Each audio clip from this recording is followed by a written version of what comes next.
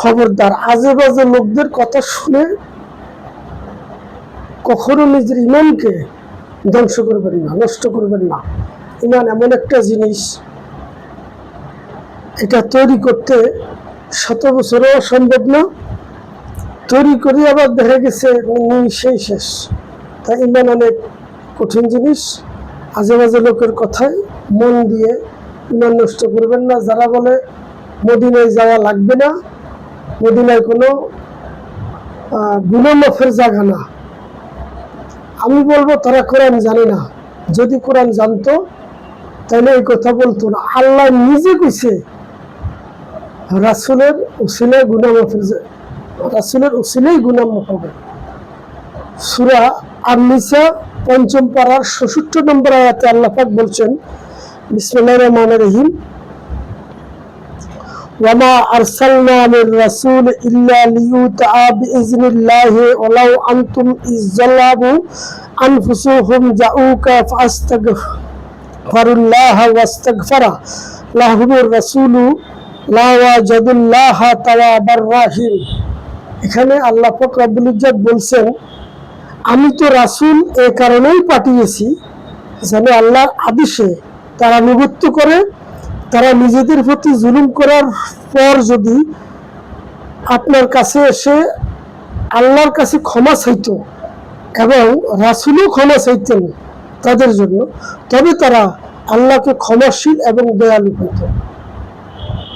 আল্লাহ যেখানে বলছে যদি তারা ভুল করার পরে, অন্যায় করার পরে রাসূলের কাছে এসে ক্ষমা চাইত এবং রাসূল নিজেও তাদের পক্ষ হইয়া তাদের হইয়া ক্ষমা চাইতেন, তো আল্লাহকে ক্ষমাশীল এবং দয়ালু পাইতেন। এখন কোরআন দিচ্ছেন আল্লাহ ক্ষমা করবেন, আল্লাহ রাসূলও পড়েছেন আল্লাহ কিছু ক্ষমা করবেন নবীর উসিলায়, নবীর মাধ্যমে। অথচ কিছু রাবিশ লোকেরা, খবিশ লোকেরা এরা বলে মদিনায় নাকি গুনাহ মাফের জায়গা না। আহা, আমি বুঝি না ওরা কি মৃত্যুর পরের জীবনের জন্য প্রস্তুত না, নাকি তারা এই জীবনটাকেই প্রাধান্য দিচ্ছে, আল্লাহ ভালো জানেন।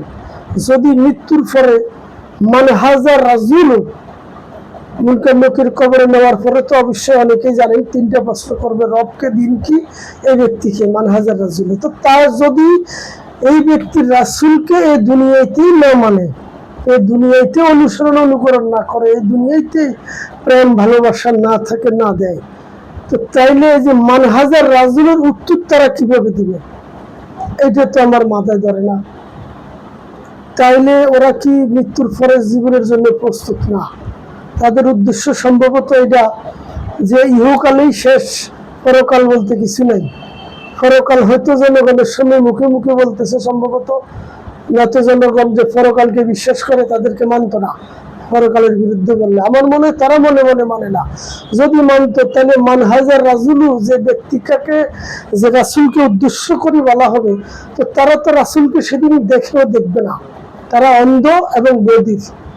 যারা এই দুনিয়ায় অন্ধ এবং বধির, তারা ওই দুনিয়ায় অন্ধ এবং বধির। তো এই দুনিয়ায় যারা রাসূলের প্রতি প্রেমিক না, ওই দুনিয়ায় তো প্রেম জাগবে না।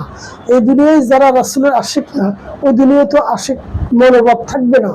এই দুনিয়ায় যারা রাসূলকে ভালোবাসে না, ওই দুনিয়ায় তাদের মন্তরে তো কি করবো, এমনি তো সিল মোড় মেরে দিতেছে আল্লাহ। যারা হেদায়েত প্রাপ্ত না, আমাদের দৃষ্টিভঙ্গিতে দেখতেছি, তো আল্লাহ ওদেরকে সিল মোড় মেরে দিচ্ছে। এখন জানি না, আল্লাহ পাক তাদেরকে হেদায়েত দান করুক। রাসূল বিরোধী কথাবার্তা, রাসূল বিরোধী কর্মকাণ্ড, রাসূল বিরোধী হাদিস কিভাবে তাদের অন্তরে এত সাহস পায়, বুক কাঁপে না একটুও রাসূলের বিরুদ্ধে আচরণ করার জন্য, আল্লাহ ভালো জানে। আসলে ওরা কি নবীর উম্মত, নাকি তাদের নবী আলাদা কোনো নবী আছে, এটা আমার মাথায় ধরে না। আল্লাহ আমাদেরকে কবুল করুক। ওয়া আখিরু দাওয়ানা আলহামদুলিল্লাহি রাব্বিল আলামিন। আসসালামু আলাইকুম ওয়া রাহমাতুল্লাহ।